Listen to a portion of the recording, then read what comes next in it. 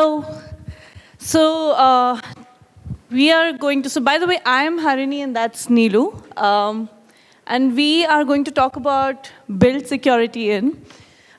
Today morning, there was a joke doing the rounds that like any software development lifecycle, security has been pushed towards the end of the day. And we know that we are standing in between you and your Saturday evening, so we will go through this as quickly as we can. So if there are any questions, let's keep them towards the end, and we'll take them at that point, yeah?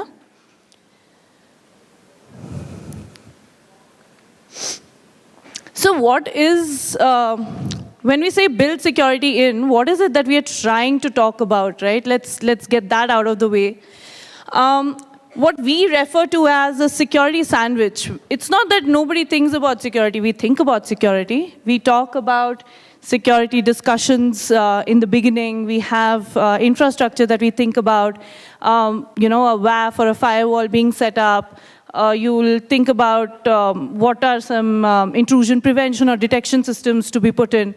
And then you have a penetration testing, which comes about 2 weeks, 3 weeks before you go live, right? And you get feedback from that.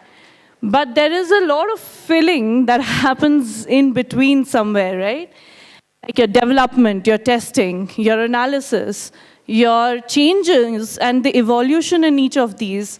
Who is looking at security wrapping around those things, right? And that is what we are trying to talk about today.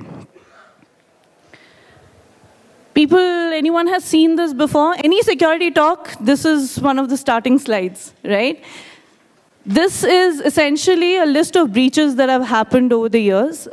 This particular graph is showing between 2016 to 2019. And this is probably, a very small percentage of the breaches that are happening almost every second. The bubbles are of different sizes based on the impact that they created, right? So you have well-known names like Facebook, Marriott, Twitter somewhere here, Equifax. They're very well-known enterprises, and they've had massive, massive breaches. Are we talking about these enterprises not having security teams who are checking for security around the end of the cycle, or even maybe towards the beginning? It's a little hard to believe, right? And in fact, in some of the cases, we know that that's not true. So then what is the problem? Perimeter defense that we talk about, it's not that it's not good. You're saying it's not enough. You need to think beyond it, right? So security, we call this the security onion, not just because it brings tears to your eyes, but because there is a whole landscape of things to do around security. It's not just enough to think about the perimeter or the compliance policies or the physical security that you put around, but what happens to the internal networks, to the application level security, to the data that's doing the rounds. The other problem is the scale problem. There used to be a time when you would have a security team, and then you have one team, a development team, and the security team happily takes care of that, or a small, sizable number. But that's not what the reality is. If you are from an organization, you'll know how much the security team is always at a crunch of people, right? To be able to give time and allocate, efforts around supporting the multiple number of development teams who they're handed over to. So delivery at speed needs security at speed. This is what we talked about when we used to talk about DevOps being something new, right? Delivery, if you're doing development, then we need ops also to be at the same speed at least to make sure that our delivery goes out as soon as possible. But then how is security becoming a bottleneck? And what do we do about that? This is a graph people have seen, right? Cost of defect graph. We are familiar with it? Yes? So we know the later you find a defect, the exponentially higher the cost is, right? So if you find a defect at, let's say, a development time, this is an approximation, that's probably the cost that it incurs. But if you're talking about penetration testing somewhere close to the release cycle, that is the cost that you're incurring. correct?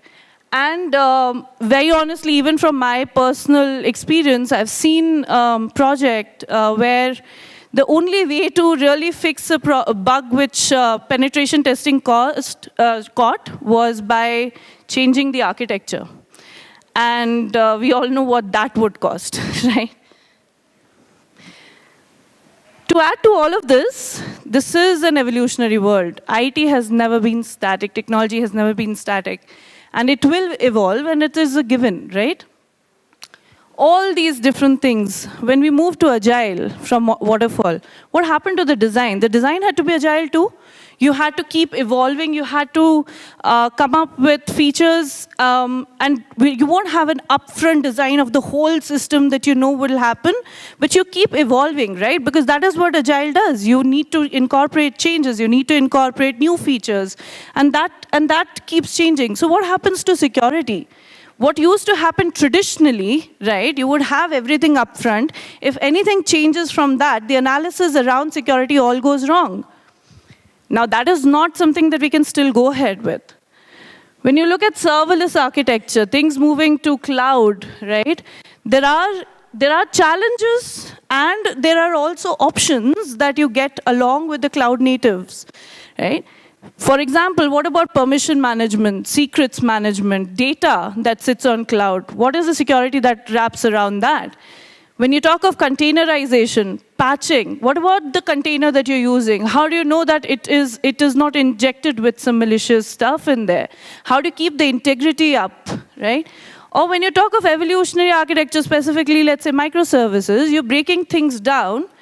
You also are increasing the number of, or the area of attack surface, right? So what we have been thinking about security traditionally, and things have been working very well for us, may not be true as we go forward. We have to evolve, and creativity always needs space, right? It needs time, it needs space, and it needs to grow. So you cannot keep living with in the traditional ways of saying that you have a security team and it's only their responsibility to look at it. DevSecOps, people would have heard about DevSecOps before, right? Show of hands? Okay. So DevOps had three aspects, right? When DevOps came in, there were three aspects of culture, process, technology. It stands true for DevSecOps also.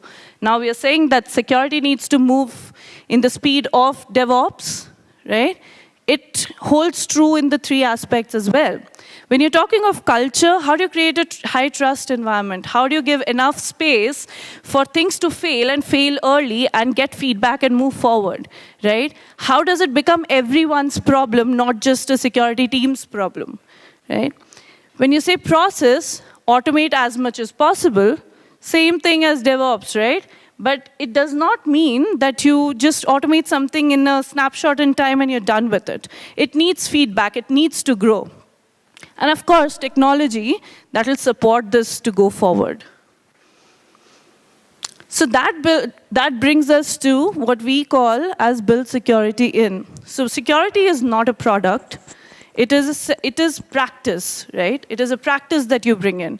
So when we talk of different things that you can do in a software life cycle, there are different practices that you can incorporate and bring this to a more sustainable pace.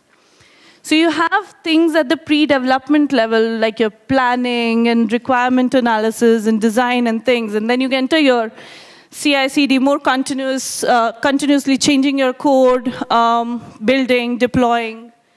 And going ahead, you probably have a release, and then you have the whole cycle going ahead again, right? So when you talk of, let's say, pre-development parts, what are some things that you could be doing?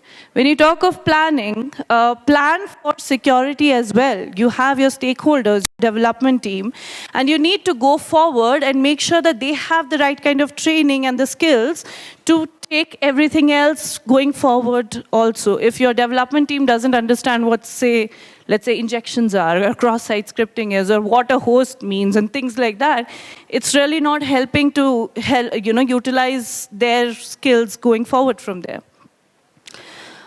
When you talk talk of requirement analysis, what we call as threat modeling. So you try and understand the scope of threats that you're going to deal with, and what does that get you into feedback for? So your stories or your features that you come up with. How do you know that you have a more holistic list of stories or features if you've not thought of the security aspects of things, if you've not thought of what kind of threats could be coming in? And that is something that also comes into your design, right? So you've thought of abuse cases, you've thought of evil stories. Start incorporating defenses against them in your architecture as well, and make sure that at an application level also, you've thought through the secure design of things, right? So, yeah, now you get into the phase where you're planning and design and everything is taken care of. And now you're ready to start coding, you're ready to start your development. So what do you do then? And this is the time when you go ahead and do the implementation, and all the things that you did in planning and design gets implemented here. When you start coding and development, this is the time when you may want to bring down your acceptance criteria, all the security acceptance criteria that you defined earlier, and put that into code and into your TDD or test-driven development. The security requirements that you gather, try and put it in your validations here and the tests and checks that you perform. When your code is ready and you go on to build, you are actually looking at the code through and through, and that this is the time when you will look at the vulnerabilities specifically in the code. So if there is still any issue after doing threat modeling and trying to prevent the threats that we identified, we'll just go ahead and try and see if there are some real vulnerabilities in the code itself. Following that, you will enter the deployment and the testing phase, and what we generally look at here is we would functionally look at the functional tests, but this is also the time when you now start looking at behavioral analysis or something like a DAST, where you can do a dynamic testing of the application to find any critical security issues. Following this, you go ahead and deploy, and there is time when, there are times when you will go for your final releases, and having a thorough pen testing at this stage will be like the icing on the cake. So apart from all of these where you assess and you build and you also implement, there are a few things that we have to take care of at this stage, which is, say, ensuring accountability through having effective logging and monitoring for the application, the events that are brought about by users interacting with the system. And then with a lot of us moving to containers, containerization and cloud, this is also the time to look at how secure your containers are, or how you do privilege management for containers and restrict permissions at various levels.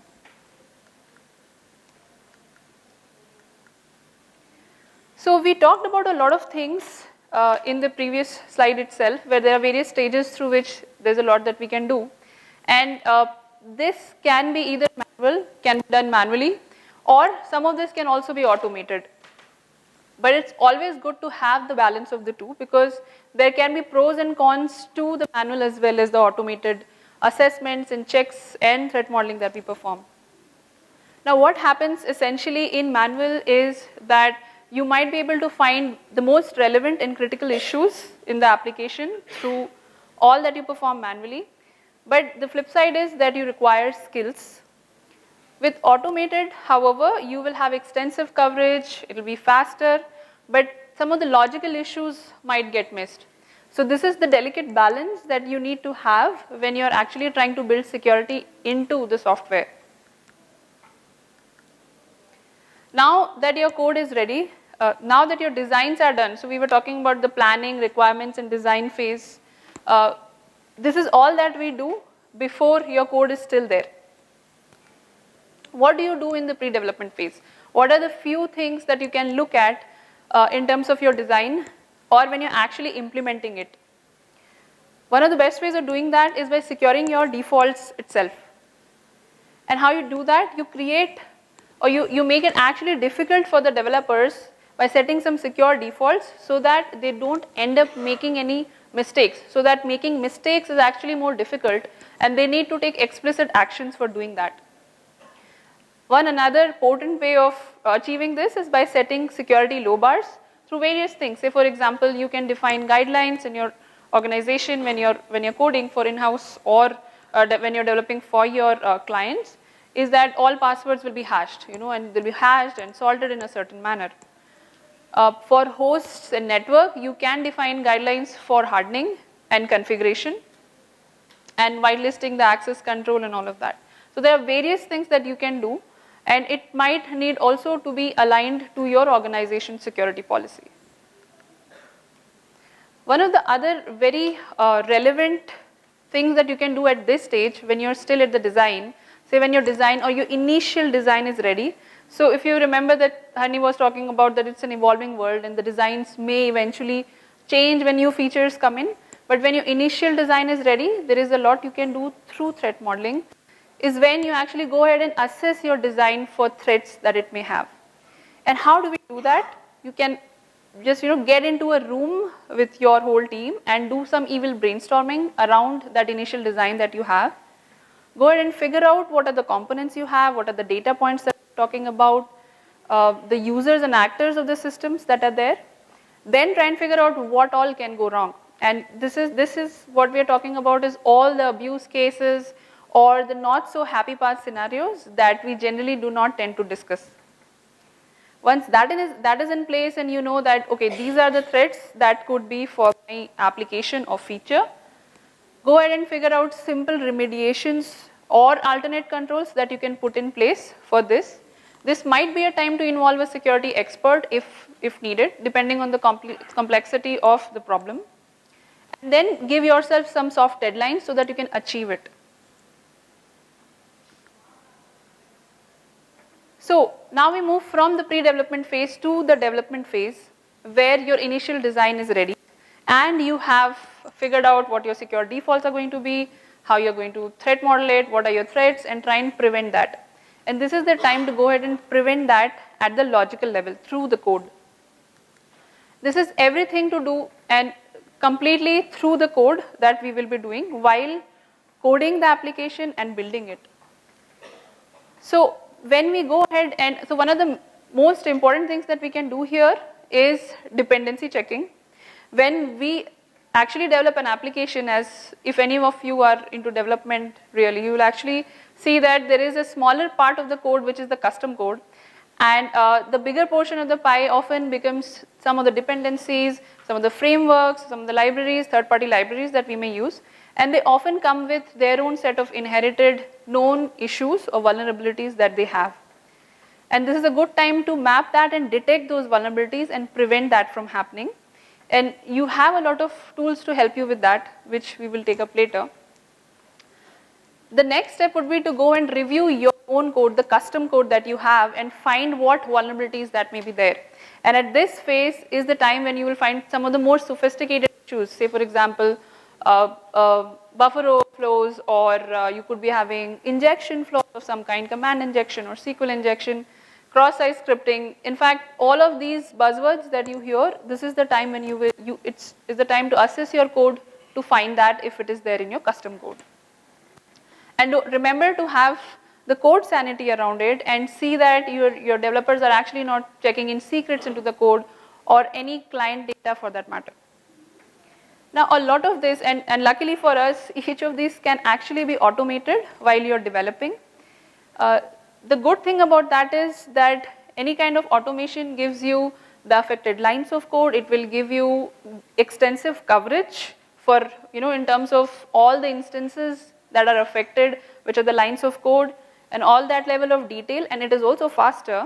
However, sometimes it may actually miss some of the logical flaws. Now I'm just showing some examples of how you can automate it. Talking about automation, there are many tools available which are free, some of them are paid, but essentially you have a lot of options for yourself to discover and use at this time. One of this is the OWASP dependency checker, where it's actually checking for vulnerable dependencies that your code might have, the vulnerability details, and along with the severity, so you can actually, as a developer, prioritize the fix for it. You can also have vulnerability scanners in terms of security code review tools or SaaS tools that we call. This will give you a level of detail which is more than any other kind of tools, where it is showing you the exact line of code which is affected, and it's also helping you with the fix for it. Nowadays, you will also have tools which will give you the exact place where you need to go and fix it. Now, it's not just about getting ready-made tools from the market. You can also come up with your own scripts or pre-commit hooks, which will be your automation for having some specific custom test cases that you want to check some specific things on. This is just an example of Talisman, where you're using a pre-commit hook to essentially grab and figure out any secrets being checked into the code. And scripts and hooks like this can actually sit locally, or you can also have it on your pipeline. So after the code is ready, and now you have the initial application deployed for your functional tests. And this is also the time when you can assess the security through a behavioral analysis. So what you would generally call it is dynamic application testing. You could call it by multiple names. People call it pen testing or security testing and all of that sorts. And we wanted to show you an essential and an important thing here, which will lead to a lot of things later, is that the DAS testing catches a lot of relevant issues, which could be business logic flaws, which could be authentication, authorization related flaws, which are very difficult to be mechanically automated through a particular tool. A large part of it is also manual, and some part of it can also be automated, which generally helps you with finding the low-hanging fruits. So we suggest, if you have a faster pipeline and you don't want it to be a blocker, to have the automated bit and have the manual later before the release, because by this time you would have caught a lot of vulnerabilities. So you have a lot of tools which help you with that, especially in the automation side of things. This is one of those which has both free and commercial editions. However, you can use it for both manual testing, for automated testing as well, where you can integrate this in the pipeline. We also have other vulnerability scanners which will actually do a sort of a security tester's job, and you can have this also integrated in the pipeline itself. So you will see that there are a lot of options which are available with you to do the same thing. However, many times DAST, since that is what I was referring to was the manual testing in DAST, generally takes a good amount of time, and that often tends to be a blocker in case of DevOps. And when you want to have multiple integrations and deploy it multiple times, that tends to be a blocker, and that is what doesn't generally catch up.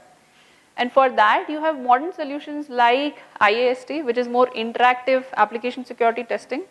Now, this is nothing but DAST itself, but since this sits in the application as one of the files, it's able to understand the behavior of the application during the functional test itself, and gives you more immediate feedback, which you can take away, and you can go ahead and fix if there is an issue you find. So this is about, so we have given an example of a lot of things that you can do manually, and many of them which you can automate through tools. But we always suggest that do not rely completely on one over the other, because there's always an overlap between manual and automation, and the balance between the two that you need to have if you want to go at the speed of DevOps. So what about the infrastructure? So if you'll see, before you actually even go ahead and try and fix things in the application, the infra itself, you will have to, in fact, in your iteration 0 itself, you will have to go ahead and set up your infrastructure. So what do you do there? So you can actually have a standard security baseline and or a configuration which you can propagate to everywhere else that you're trying to have those systems built, like having standard templates or frameworks that can be used by developers, which also come with secure defaults which your organization has specified. You can also have a security baseline in terms of what are the basic security tests that you can automate, like not having unnecessary services or ports opened for the hosts, and do some kind of host and network hardening. Now this is a DevSec hardening framework, and this one is public. You can use this or have something customized for yourself, for your organization. And this comes for multiple build systems that you may have, or you can tune one and make a custom one for yourself.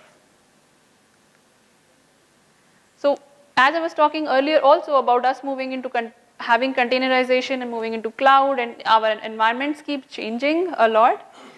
If you have that kind of environment where you need to deploy, it's also important at this time to look at the container security in general.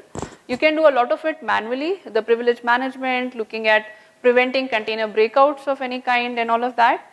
However, if you're scaling up, a good way to automate would be having tools that will look at vulnerabilities in the environment itself, the integrity of the containers and all sorts of things, and any runtime issues, something like this. And it will give you, so if you're scaling up, doing it manually for a lot of it may again become a blocker for your DevOps. So all in all, the point that we are trying to put forward is that if you want the development team to understand security and build sort of a muscle memory for not only the developers, the QAs and the whole development team, we have to talk in a language that they can understand and actually add security to the definition of done. And that is when it's not just dev done or QA done, it's also security done by the time you say that the story is done. So I'm not going through each of this in detail because we have discussed this earlier, but you can do everything in terms of defining what it means to have security in each of these swim lanes and then follow it to the root and then have it as a muscle memory. By the time you are 2-3 iterations down, security will generally be built into the product and also into the process and the people.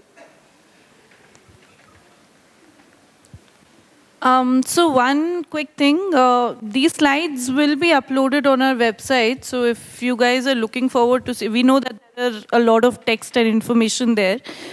So you will, if you just keep a watch on our website on thoughtworks.com, you'll be able to see these uploaded very soon.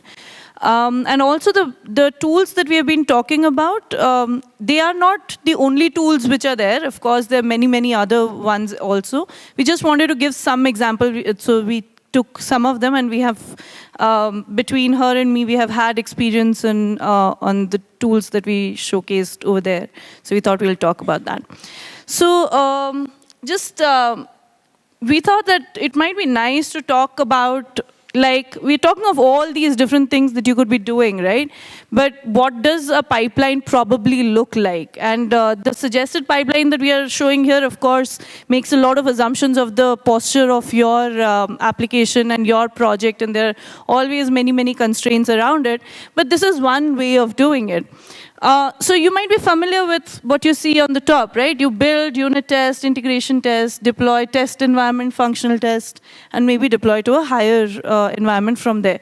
This is a typical pipeline that you would be seeing. What we are saying, basically all that we talked about and Neelu talked about, in one diagram, we are saying that you could be putting in things like dependency checking, static analysis, security scan right here. And by the way, we are not even talking about the things that you can do at the dev environment itself, like your dev machine itself.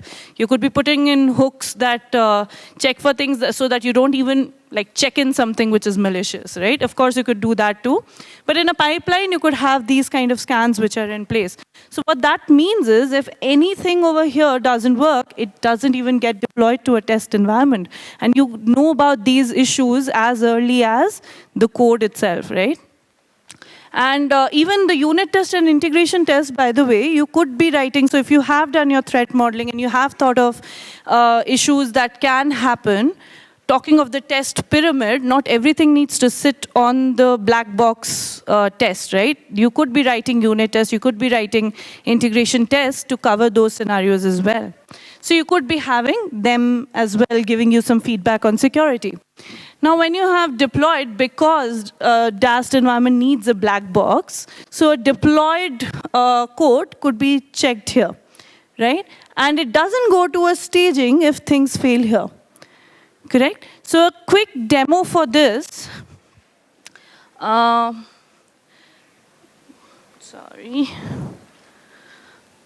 Right, so basically this whole pipeline that we're showing you, we put it on Jenkins here. And just to give a little bit of background, this is a vulnerable app, like deliberately vulnerable application that we built. It has a Java, it's mainly a Java application. It also has a C HTML parser. And we'll not get too much into the code, but what we wanted to show you is that if you see, so we ran an OWASP dependency check here, right? And we said, give us, so there's something called CVSS score that, here. So you can put a CVSS score. So it ranges from 1 to 10 in dependency check. 10 being the most critical and the worst ever that can happen. So just to minimize the number of issues that we see here, I put it to the highest. And let's see what we found. So what we found was,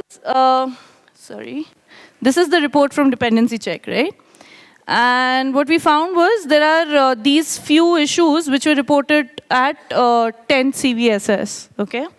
So let's look at some of these. So there's a struts2 core that is reported here.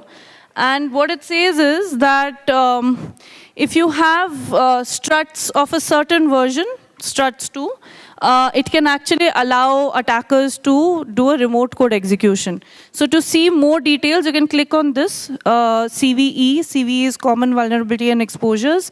And you can read more details about it, right? And here, you'll have references of what kind of attacks can happen, and also in some cases, what kind of fixes would have been patched into the later versions, right? So struts2 can give you a remote code execution.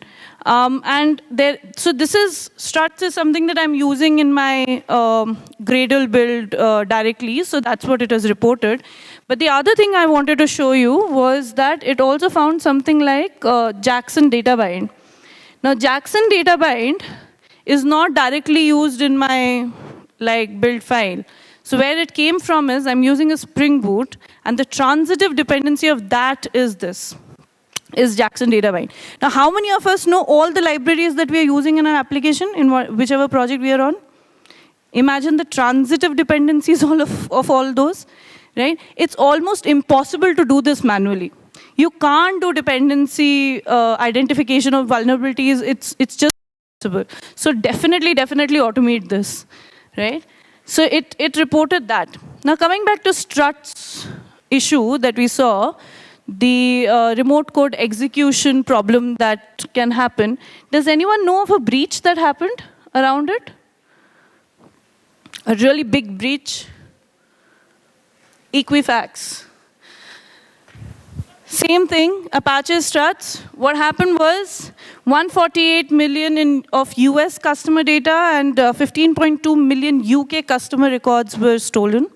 And a $1.4 billion of losses happened. And where would it have been caught? At your code level. It didn't even get deployed to your test environment, right? And that is what you could have prevented. This is the value of catching that early. Okay, let's look at another one. So the other failure that we have here, let's take this project. And I ran something called a flaw finder. So let's go to the report from that. And it's a huge list. Of course, it's a really bad application that we have. But there's a whole bunch which is around, which is around memcopy and buffer overflows around it. So it says that I use memcopy and I'm not checking for the size of the input that is requested for an output. I'm not validating. And so there could be a buffer overflow. This very same thing, right, was also a breach. Anyone knows which one? No? Heartbleed. We've heard of Heartbleed? Yes? Heartbleed, Cloudbleed, we've heard of this. Exact same issue that happened there. They were using memcopy, they were not validating, and so what happened was 4.5 million personal data of patients were lost. Where would you have prevented this? Again, at the code level itself, right? And like any other testing and like any other quality, the value is identified only when something wrong goes into production and it happens and you have losses. Otherwise, we don't understand the effect of these. So I wanted to use these examples here so that you realize what is it that you're looking at. And what is the fix for this? Either you put in a validation or better still, don't use memcopy at all. What was the fix for the previous one? Go to your build Gradle, upgrade. Right? Maybe 2 lines of code there.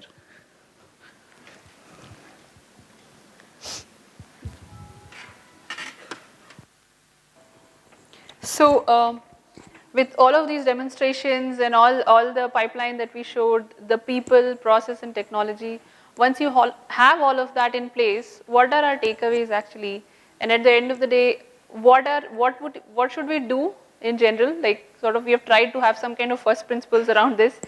So we have an idea of what we do when we start building our applications and even think about having security at the speed of DevOps. The first thing is establish your security baseline so you know what you want to achieve. It aligns with your organization's security policy. You have secure configurations, templates that your developers can simply take and start using. Simplify, break down, and accelerate. So you will see a lot of this, and this is more agile than having a traditional waterflow-ish security, which takes months, maybe years.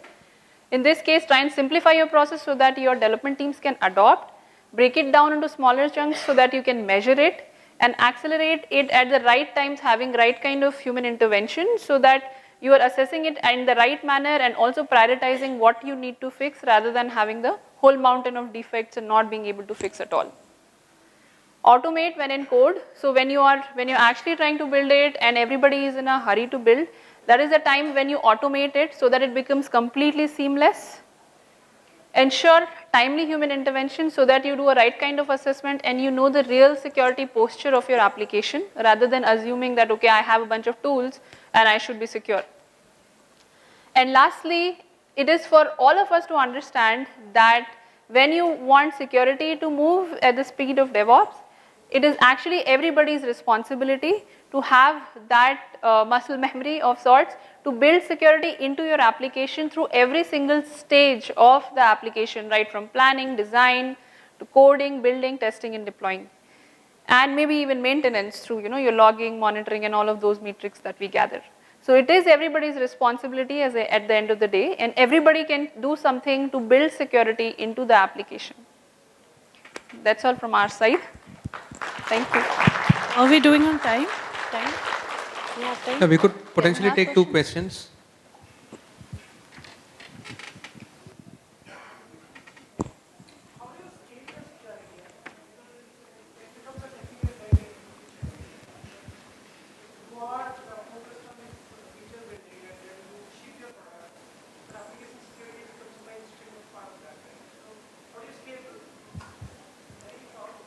Yeah, so the majority of, so we were talking about manual and how you can have human intervention, but we are also talking a lot of steps which could be automated. I think automation is the first step to scaling up. And the second most important thing is having your security baselines.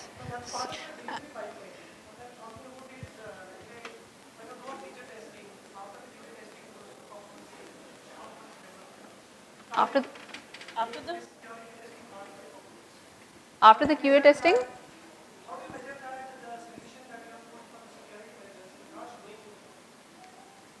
Right. And which is why we wanted to deliberately put in the slide for definition of done. So the problem is that when we have been talking about quality, we have forgotten a very, very important aspect of quality, which is security.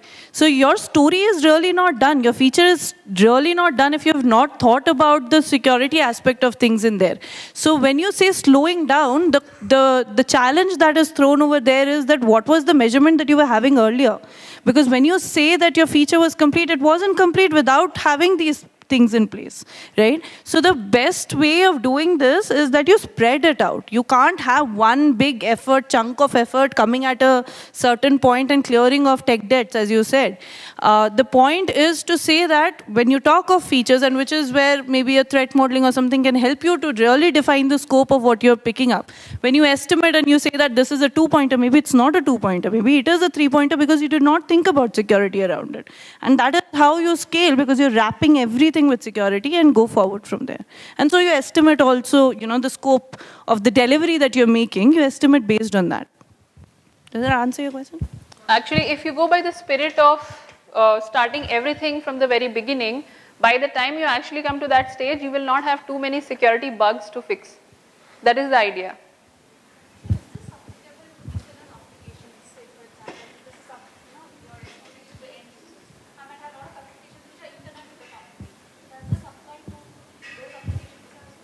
Yes, it applies to those applications as well. In fact, to any application, the only thing that changes here is your context, because your application is not exposed, so the attack surface will be different. But then you will again have insiders who could carry out certain set of attacks, and that is where your threat modeling and everything will actually get customized depending on your context and your business functions. And it is actually an interesting question that you ask, because this is one of the thought processes that we have in the industry, that if it is an internal application, we won't get breached, which is not correct. There are a lot of breaches which are out there, you could search about it, which were on applications which are internal, and they are also interesting because they lead to a lot other applications in the network itself, right? So it is something, I mean, what you are asking is something that we hear from a lot of people. But as she said, it is about finding the right context. It is understanding that, yes, you have put in some perimeter security around it, but is that sufficient? Or let's say, even in that context, what are still the threats that we have, and how do we mitigate against that?